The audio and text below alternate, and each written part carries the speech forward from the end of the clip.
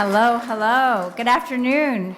As our affectionately known voice of God says, I am Margaret Lowe. I'm president of AtlanticLIVE.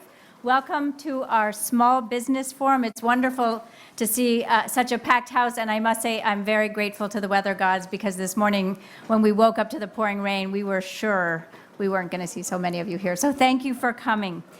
This is an important moment to be having this conversation as President-elect Trump fills out his cabinet. Many questions hang in the air about the impact of his choices on every sector, including small business. For his economic team, Donald Trump is expected to pick billionaire investor Wilbur Ross for Commerce Secretary. He's effectively would be the government's chief business advocate and a liaison between companies and the White House.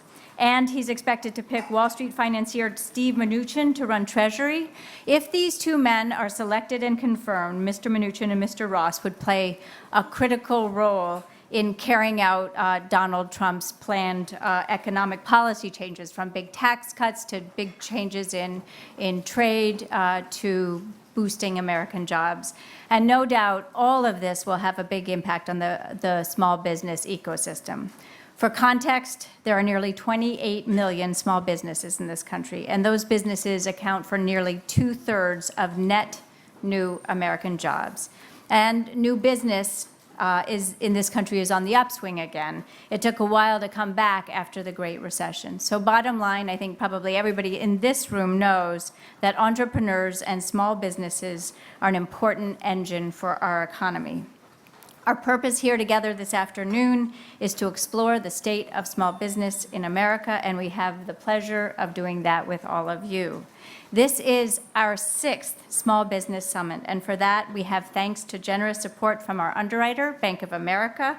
They've been with us through every year. And on that note, it is a special pleasure to introduce Sharon Miller. She's head of small business for Bank of America. Please, Sharon, come to the stage and say a few words. Thank you so much, and good afternoon, and what a great turnout. So congratulations. As Margaret said, there are 28 million small business owners in the United States, and I would characterize this group as the growth engine of our economy. So as small business goes, so does our country. So thank you for what you're doing. Thank you for your contribution, and we are proud to partner with you as you start, as you grow, and as you mature. So each fall, the Atlantic Small Business Forum convenes to explore trends affecting small business owners across the United States. And again, there are 28 million. This is a session to really brainstorm, and you'll listen to the panel today. You'll have time to interact, to think about how this applies to your own business, your own situation, and how you can continue to move forward. We're going to examine the opportunities and challenges that are emerging for small business owners in the context of a rapidly changing world, driven by new technologies, new policies, and as Margaret so rightly indicated, a new administration coming. So that does change things. It does change the landscape of what we're doing today.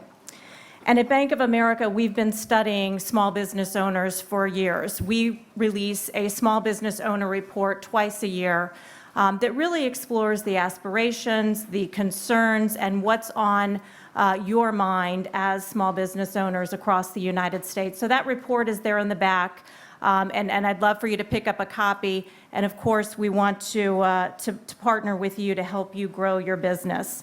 A few key findings that we did highlight within this year's small business report.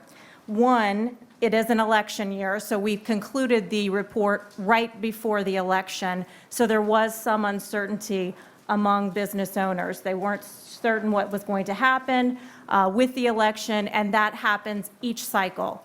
Once the election happens, we move forward. I visit with clients all across this country, and I'll tell you, optimism is out there. When I go into communities, I see cranes, I see buildings, so there is definitely momentum in our economy. A few other topics that we'll talk about today is funding sources. How do you fund your business? What we did find initially in our report is that many small business owners are looking to friends and family, and of course their local communities for support, as they go through their growth of their business. So be sure to pick up a copy of the report. We are all here today to support you. Bank of America wants to be your advisor as you grow your business throughout the life cycle. So with that, I'm going to turn it back over to Margaret. I look forward to spending the afternoon with all of you.